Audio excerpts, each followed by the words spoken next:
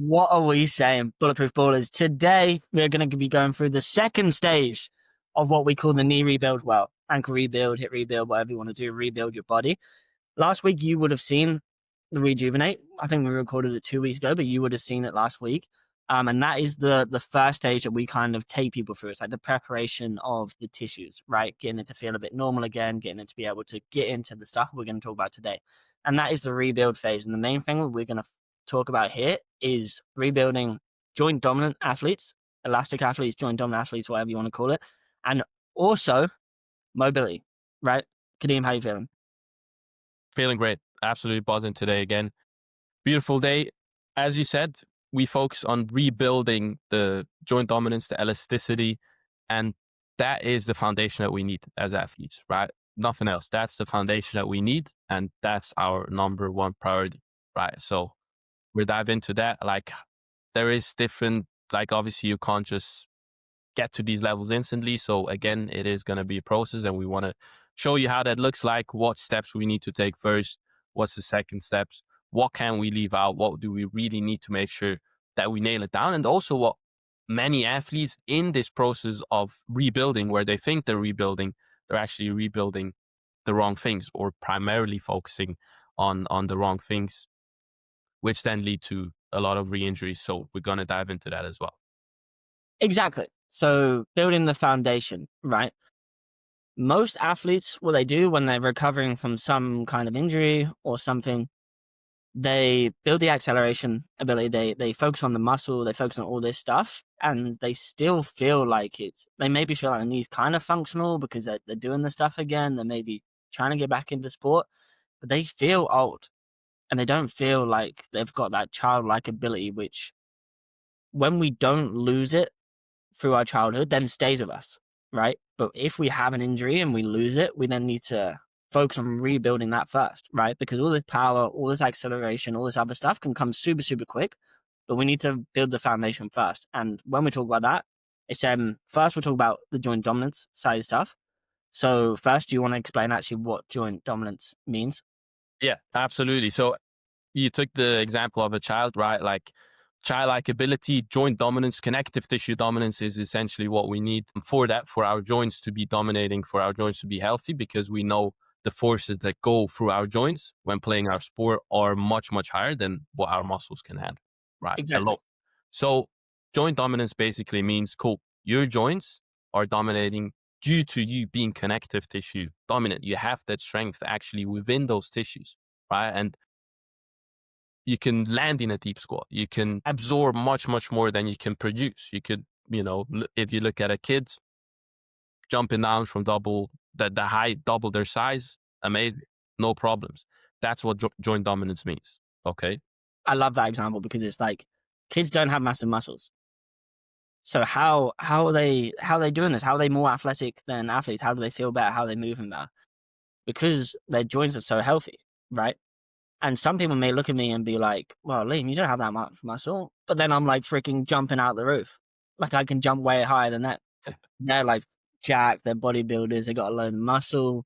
So, well, no, I build the base first. Like the muscle's coming, and the muscle it'll be fine. But if I can stay in my sport the longest and I can be super, super healthy, which comes from the joint itself, then I'm going to have the advantage. So we're rebuilding the joint itself in terms of it can adapt, right? Technically, I have no idea whether my ACL, cartilage, meniscus, all this kind of stuff has healed, quote unquote healed. But I know it has adapted because I can freaking jump off crossbars and I couldn't walk 5 steps without pain. So there's a huge difference there, right? So it's that adaptation. And the reason that I can jump off the crossbars now is because my knees are fine. Like most people will feel it in their knees. Like I don't even like obviously if I go higher and higher and higher, yeah. But actually the limiting factor was kind of my feet. Like when I done jumping off crossbars, which is interesting. So connective tissues, yeah, they adapt, but they take longer to adapt the muscles and they don't grow as big as muscles. Like I said, like if you see someone muscly and you see someone big, you're like, wow, okay, yeah, he's like you can visually see it. But if you freaking like you wouldn't know I can do 120 kg steppers, and you wouldn't be like, oh my god, his patellar tendons are freaking massive. Like, look at those bad boys. The girls aren't coming to me because my patellar tendons are massive. So they're but they're also like stronger pound for pound, the muscles are, right? Like you can think about like steel cables. Like once you build it, it's freaking solid, right? Because it has to be. It attached like tendons attach muscle to bone, right? Ligaments attach bone to bone. That's like intense. It's intense, right? So they have to be super, super, super strong compared to the size that they are, right? Anything to say on that point? No, that's basically it, right? We start in the rebuild phase, like once our joint feels better, once we can actually put this pressure on these tissues so they can actually adapt as well. That's what we're really going to focus on, right? Rebuilding the joint, getting the adaptations over time. We know it's going to take time. The muscle is going to come, right? The muscle is going to come. We need to take time to rebuild the joint, though, right? Like it takes much longer to adapt. So that's what we start with, and then as your joint starts to feel better, you're going to be able to put on that muscle, and then also in a way where we know, okay, like the joints are actually going to be able to handle the force that the muscles are producing, right? So Exactly. that's it. Exactly. And like we've had people come to us like after they've been cleared from a physio to be able to strength train and stuff like that, like 7, 8 months post ACL meniscus surgery, and they're focused on like building muscle versus they came to us a little bit early and they were doing our stuff while doing the physio stuff. And the person that's like done the stuff and like actually focused on the knee and rebuilt the range of motion, rebuilt like the actual joint itself before putting on the muscle, they have such an easier time, right? Versus the guy that's only focused on muscle, leg extensions, half range of motion, split squats, all that kind of stuff, and yet they haven't been able to like bend their knee fully. Like they're having a bad time. Their knee still feels old, right? And like Kadeem said, once you then build that base, the muscle can come quick. Obviously, like again, you can think about it of like to get like people's dream physiques, it takes like 5, 10 years in the gym. But people want their knee to just, okay, yeah, I've had like this major knee injury and I'm just back like 9 months after, right? Well, no, let's think about like the long term health of the joint, right? And like I said, it takes longer to build the muscle. And I'm only on like year 4. So I've still got like 6 years until I'm going to be freaking like Ben Patrick standards. You know what I mean? And I'm still pretty high. So there's the thing of like, okay, let's focus on the joint itself first, because then when you start adding on the muscle, it's going to be so much more functional and you're able to move and you're able to do the stuff that you want to, and your knee's not hurting, and it's all this great kind of great stuff, right? Yeah, absolutely. Because that's what a lot of athletes struggle with, right? Their joint doesn't feel good. There's muscle inhibition. Obviously, it's a cycle, right? Like we're not saying just do this, just do that. One is gonna help the other, and we need to make sure, okay, like that your mind is not limiting you there, right? Yeah. Like because Sorry. I, it's I yeah, got like the amount of people that have like knee stuff in particular, but they don't focus on the knee is like mind blowing.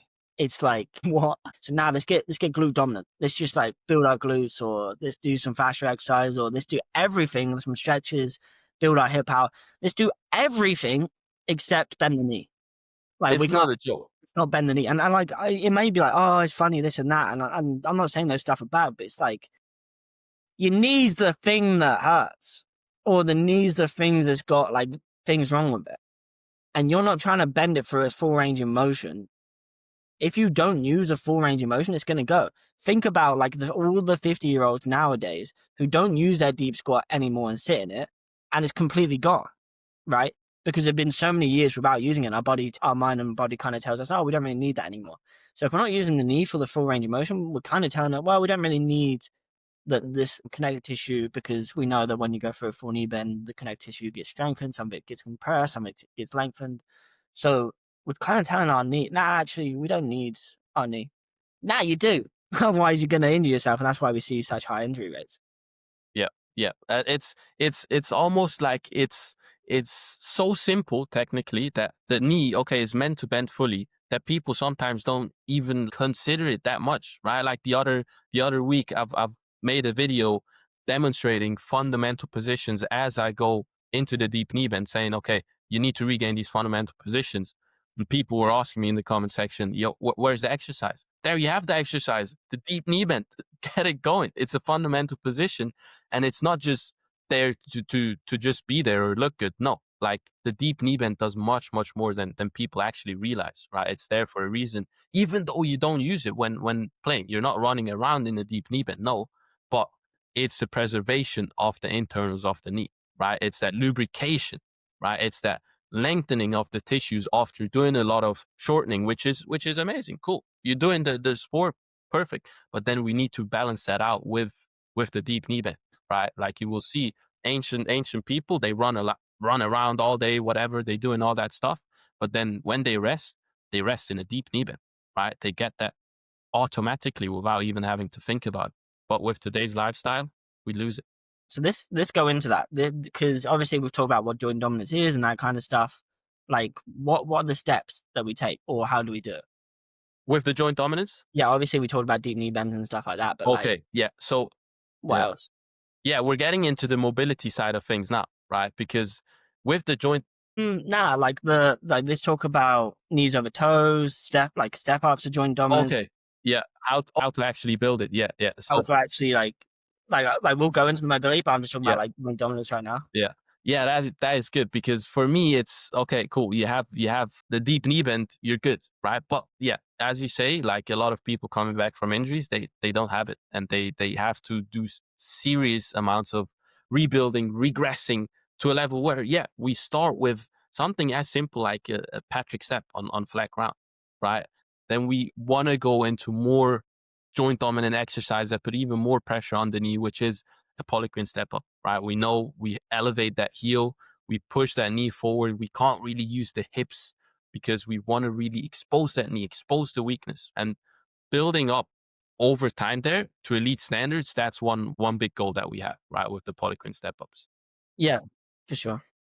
Other exercises, then with the deep knee bend, again, like that is something you can probably, very probably, even though you think right now, "Oh, I can't do it at all," like you might be able to find a level of elevation plus floss bands plus assistance for you to actually start using that deep knee bend again. Okay. And then we want to, ATG split squat is a perfect example for that, right? Like it is, a lot of people say, oh, it's not going to, strengthen your knees that much, or there's much more efficient exercise in terms of actually putting a lot of stress and tension on that knee joint. But a lot of people simply can't do it from the beginning, right? So ATG split squat, slowly working your way down to flat ground, then starting to load. It's worked over and over, right? Like that's a big thing there with the deep range of motion. So we have two main focuses for the front of the knee, right? Building that joint dominance in a polyquin step up, rebuilding that deep knee bend because we know that's where we're getting those adaptations as well for those internals of the knee. But then we really can't forget about the backside as well, right? Like backside, the knee is a 360 degree joint, right? It has to go into all different kinds of ranges and has all different kinds of functions as well, right? It's not just extending the knee, it's also flexing. Okay. And then we're looking at the Nordic hamstring curl there for a really joint dominant exercise. Exactly. And yeah, so for the front of the knee, what I would probably talk about here is Ben Patrick and his entire mission, right? So there was a study that came out in like the 60s or the 50s, whatever, which said when you put your knee over your toe, there is now more pressure on the knee, right? And people got scared. Oh, don't squat over your toe. Oh, no, I'm scared. I don't want to put pressure on my knee. But we know that pressure actually is what makes something adapt, right? Pressure makes diamonds, that's the saying. But when you slowly put the level of pressure that you can handle right now and then increase that pressure over time, it then adapts, right? So if we know that the more knee over toe we go, the more pressure is on the knee, that means exactly what Kadeem's saying of like these progressions and stuff are amazing. But the principles are like, well, we're working from less knee over toe to more knee over toe, right? Like less shin angle to more shin angle. So if you look at something like a backward sled, yeah, it's knee over toe, but the shin angle is like this, right? So it's still going to be a little less knee. It's still knee because it's going knee over toe, but it's a lower level than something like a sissy squat or a hack squat, where the shin angle is pretty much vertical to the ground, right? That's going to be a load of knee. So we want to work from the point where, okay, cool, we can do the sleds to now I can bang out sissy squats and reverse orders because my knee is the main factor there, right? So that's the joint dominance for the front of the knee. The back knee is a little different. And like Kadeem said, like it's the main thing that we look at there is like the hamstring curl versus the Nordic, because when we talk about short range, long range, that then talks about as well what is more joint dominant and what's less joint dominant. Like hamstring curls are more muscle dominant than they are joint dominant. Whereas the Nordics, you can see the tendons fire up on the back of someone's legs. You can see all the stuff going on. Like, yeah, it's hamstrings as well, but those freaking adapters are working hard because it's a longer range exercise, right? And we won't go into the details of that, but just know that if you're progressing all of this stuff that we just talked about, so your step ups, your split squats, and also the Nordics for the back of the knee at your current level, getting to elite standards over time, you're going to be doing better than the majority of other guys. And then you can build muscle and stuff at the same time, right? You think that's covered the joint dominance? Yeah, absolutely. Like joint dominance for the knee is the main thing we talked about now, right? But obviously we're gonna be looking at the hips as well. We're gonna be looking at the ankles, right? To make sure cool. Like those joints, they have the tendons, they have the ligaments, right? Especially the ankle as well. A lot of ligament tears, right? A lot of ligament issues, ankle sprains. So it's going to be the same approach we use, right? Really rebuilding that as well, making sure cool, we not only just kind of strengthen, let's say, the calf and Israeli like calf raise, but we really hit everything. We hit the front, the back, the side, making sure, okay, that all round approach that we're taking with the knee, where we know, okay, cool, like we're putting it into more difficult positions where there's more pressure. We do the same with the ankle, same with the hip, really rebuilding all of that. Exactly. And that can kind of be put down to a full range of motion to a certain extent as well, because it's like if you restrict knees over toes and your Achilles tendon is not going through its full range of motion, then your Achilles is going to get shortened and then stuff's going to happen. Your shoulder's going to get shortened, whatever. So yeah, full range of motion is really, really, really important for this kind of stuff. Right. So second thing is then mobility. And this is going to follow the same concept as before, right? So in the last one, when we talk about joint dominance, is so we build the joint first and then we put muscle on top of it because the joint takes longer, right? So then once we get to putting on the muscle, amazing. We can do it safely, healthily, amazing, all that kind of stuff. Then if we look at the mobility side of stuff, it's then we focus on rebuilding the range of motion first before we focus on building strength in like whatever range of motion we have, right? So if someone has full range of motion in the A to G split squat versus someone that's just doing like Bulgarian split squats without having the range in the A to G split squat, like I know who I want, right? Yeah, yeah. Like it's almost like, again, like if you want to start building a house, you would look at what's most important, like what can you build first, so then all the work you're gonna do afterwards is gonna be more smooth. It's gonna be more, there's gonna be less like conflicts, right, coming up, where like, okay, now I've done this and now I have to regress it again and complications start to happen. No, we want the foundation first. And yeah, like the joint dominance and the range of motion is the foundation. So with the mobility side of things, range of motion means, okay, like you are able to bend your knee fully, for example, right? But that doesn't yet mean that you're actually strong there. Okay, like someone could just like they did try and do with Neymar, like push it into the range of motion. Like that's not how we are trying to rebuild the range of motion. No, not at all. Like Unethical. yeah, we're rebuilding range of motion in an ethical way. Patience is key because your body is gonna unlock the range when it knows it's safer there. Okay, and that's when we unlock that full deep knee bend. We feel good there. That's when we can build strength on top of it, right? And that is then what mobility means to us, right? Strength in those ranges of motion, in those different kinds of positions that we're getting into when playing our sport, right? And also that we could get into, not on purpose, but like if someone pushes us, right? Or if we like it's a chaotic sport, Yep. right? That's the thing. So we got to make sure, cool, after really rebuilding that range of motion, okay, feeling good there, then we build the strength on top of that. 100%. Like we could save a lot of footballers a lot of pain and suffering and injury by increasing range of motion. Like that's just how it is, right? If you look at, I can't remember what the goalkeeper's name was, but he was freaking like hitting the splits, doing all kinds of stuff, hitting the standing pancakes. I was like, who knows? And I made a video saying like every footballer should get to this level. And it's like, okay, well maybe you don't have to be there right now. Like it's harder for me than it is for Kadeem on the mobility side, right? But then it's like easier for me on the strength side than it is for Kadeem to a certain extent. That's like how it's kind of played out. Like you develop the mobility in the Jefferson curl, the pancakes, and all that kinds of stuff so quickly, and it just started. Like me, I'm still going with standing pancakes, and it just feels like it's ripping me in half, and I'm like, oh. Yeah. It does take time for each person, but it's a thing of like, no, we want to work to that point, right? So you work your level and just try and get a little bit better, a little bit more range of motion, a little bit more range of motion, a little bit more range of motion. And having that range of motion just means that the tissues are going to be healthier, right? Because let's just look at like just one example is the hamstring range of motion, right? How much the knee can extend. So if the hamstrings are super, super tight and you're not flexible through it, this is just an example of a range of motion. So Jefferson curl would be a range of motion. Like the better you get a Jefferson curl, the more hamstring range of motion you have. So the tighter the hamstrings are, the less the knee is going to be able to extend, right? So that immediately puts pressure on it. Right, so think about that for your hip mobility. Think about that for your ankle mobility. The less ankle mobility you have, the less knee stability you're going to have because the less you can go knee over toe. So if you get put into a knee over toe position, something's gone. Achilles, patella, something. Obviously, it's not going to happen every time, but it could. And if you look at when most injuries do happen, it is usually when they get into a stretch position, especially if we're talking about those Achilles. Like when people are going backwards and then they go to push off forwards and they're in that really, really stretched position. That's usually where people like can't handle it, and so that snaps city, right?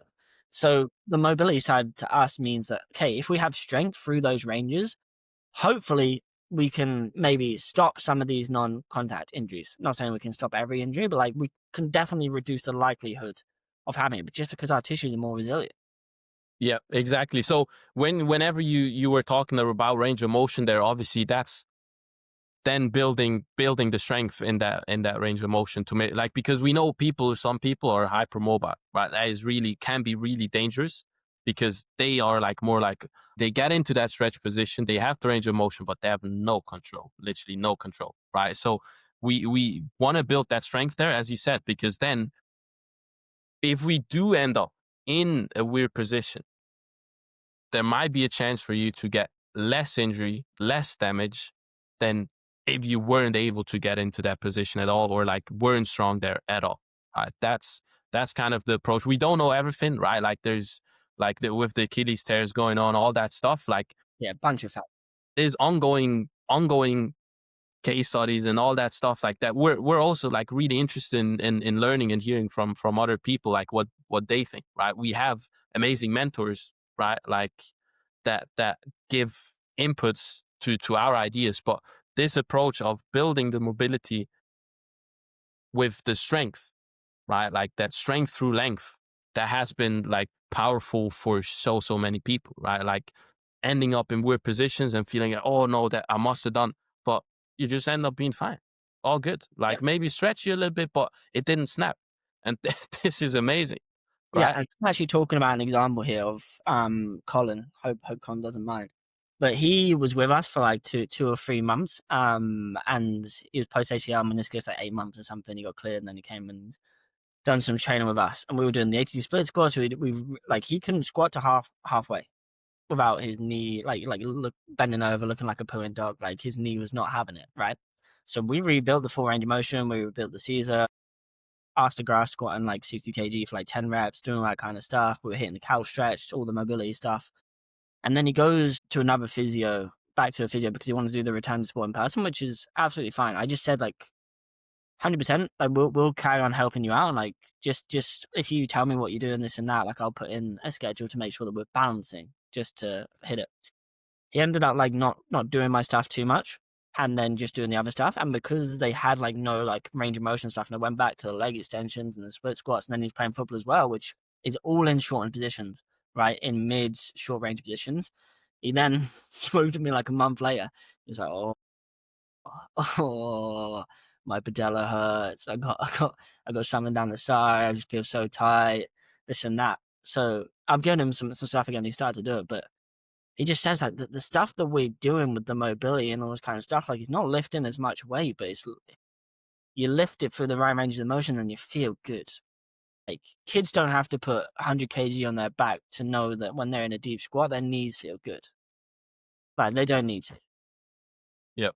Yep. It's, and in the end, you got to ask yourself, like, what do you want as an athlete? Like, do you want to, you know, be a little bit more explosive, but then I'll always feel tired or not like feel like, oh, I could blow out my knee every second? Or do you want to feel good and not have that on your mind, right? Like it's for me, it's an easy decision, right? Because I've experienced both, and I know feeling free, being able to go into certain ranges and just having fun, is worth so much more to me than trying. And the thing is that's like we're talking about mobility here, right? Like and joint strength. Yeah. This doesn't mean that it's not going to make you more athletic. Like actually, it's the opposite. Right? But still, so many people think, oh yeah, just doing some mobility just so you feel better.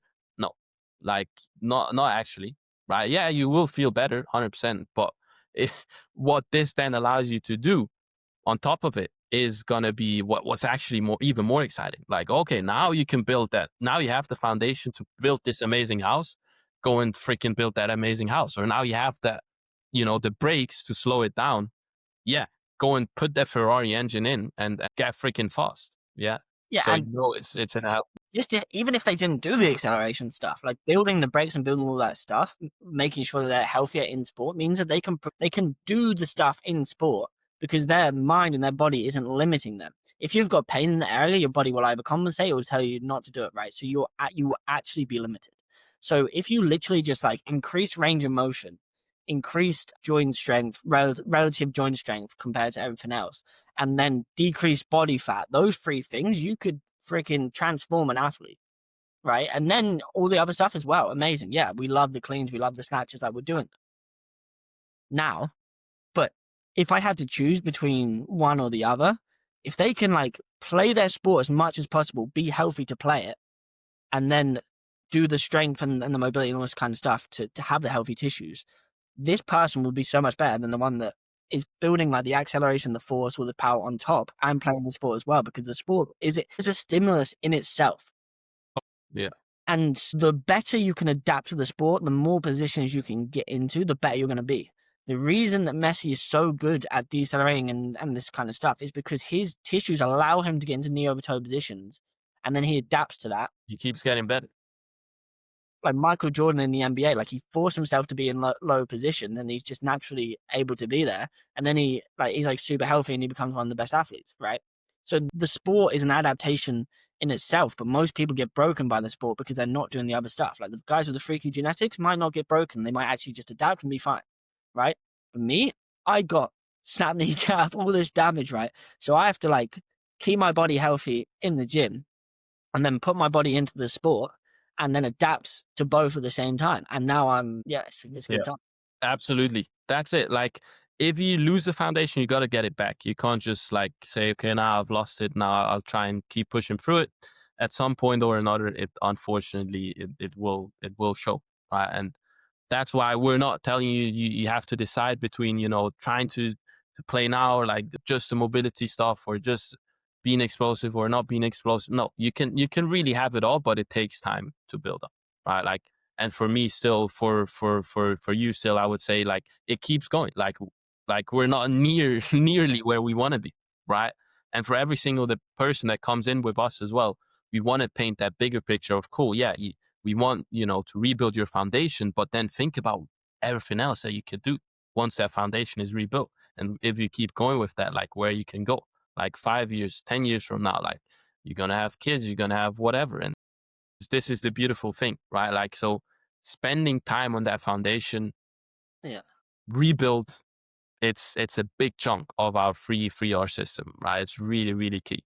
And I think this is really important. I think like this entire podcast was really, really important. I think it's really amazing because most people get taught the opposite, right? Most people get taught the opposite. Focus on explosiveness, focus on all this stuff. And like I had someone come up to me the other day in the gym, a PT and stuff like that. And he was like, do you want me to train you this and that? Like he didn't know who I was. And he was like, well, you look like you could, like, are you trying to go pro? Because I have my bulletproof baller shirt. He's like, you're trying to go pro. I was like, something like that. Like, and then he was like, well, I could train you. Like, you look like you could put on more muscle. Little does he know, like, if I let him train me for a year straight, I'd be broken.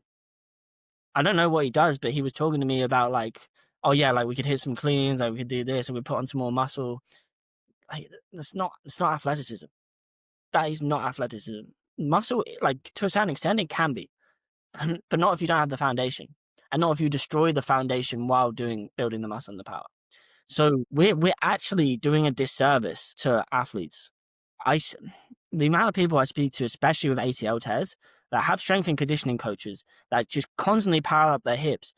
And I don't want to speak bad about other strength and conditioning coaches. I want to stay in my lane, and I just want to tell you like this is like the good thing. But this was my experience, and we're just trying to get like the stuff out there to know like if the knee is a problem, like please build deceleration strength. For any strength coach listen to this, like if someone's had previous ACL tears, knee flexion, right? Deep range of motion stuff for the knee, right? Step ups. Okay. You can do your hip stuff, but I saw on Instagram, I was talking to a girl, and she was like, I sent her a post of a pro footballer and something like that. And there was 4 out of 5 exercises were hip dominant, and one of them was knee. And like when she was doing her knee, like her hip was caving over. So I sent it to her and was like, yeah, this girl might like, this is not great training. Like this girl is gonna maybe have a knee injury. And I didn't know who she was. I just saw her and sent it to her, and the girl was like, no, she actually does. She has it. She's had previous knee injuries and this and that. And I was like, I just told you that from like I just saw it from the training. Like that's just how my mind works now. So we need to like it's really important to build the ankles and the knees because those are where the majority of injuries happen in football, right? There's no point like being faster than all the competition if we can't survive. Yeah. Yeah. Yeah. It's like short term versus long term, right? Like yeah, like you can build explosiveness fast, like build a muscle fast, but is it really long term? It can be long term if you built the foundation before, but most people that are likely listening to this, they had a previous injury, right? Like some sort of previous injury, and we know like a simple ankle sprain could throw, like it sounds extreme, but it could throw the whole system off in some way or another, where you start compensating a little bit here and then a little bit there, and over the years, like yeah, injuries start coming up, and you feel, oh, why am I getting injured? Actually, it had a starting point. There is a reason, and so the rebuild phase is really there to attack all of those weaknesses, those compensations, rebuild the tissues, get that foundation going, make sure cool, like we're there, right? And then we can get into the exciting stuff of like actually returning to sport. And I think that's going to be the next one. Yeah. Yeah, exactly. Yeah, and like just to mention that, like the pliability and stuff like that, we will start doing the rebuild as well, depending on who can handle it and stuff like that. But like the return to sport is going to be more serious, right? Yeah. Yeah. Needs to be taken very seriously Very. because like it's good building all that foundation, and it's like athletes spend a lot of time doing that, where they're doing the right stuff or not. Like we're not talking about that now, but then they get For the pod next week. So yeah he's getting into it now. He's getting to yeah it. we'll save it, we'll save it. That was that was very good. I appreciate everyone watching. This make Paul is freaking bulletproof Let's again. make balls proof again. Paul is bulletproof, not and explosive on top of that, but bulletproof first, please. Yeah, let's go. Let's Go. go.